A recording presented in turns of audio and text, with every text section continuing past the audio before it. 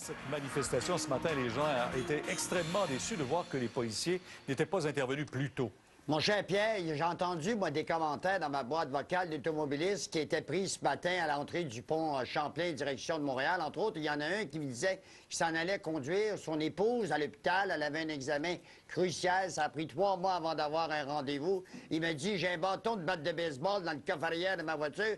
J'ai envie d'aller le chercher puis faire le nettoyage. Pourquoi les policiers ont pris un certain temps? D'abord, ils ont été pris au dépourvu parce qu'il y avait des policiers au pont Jacques-Cartier. Il n'y en avait presque pas au pont Champlain. Ça a pris un certain temps avant qu'ils arrivent. Mais si les policiers avaient décidé de les prendre en chasse, ils seraient partis comme des chevreuils puis ils auraient couru dans le champ partout.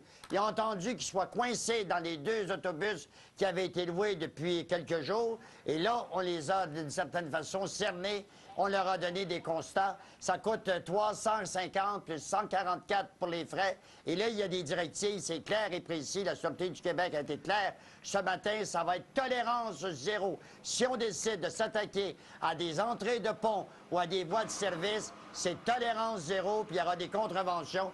Je pense que ça va y faire réfléchir à 490$ de la contravention. En souhaitant que ça ne prenne pas 1 heure à dégager l'entrée à chaque fois.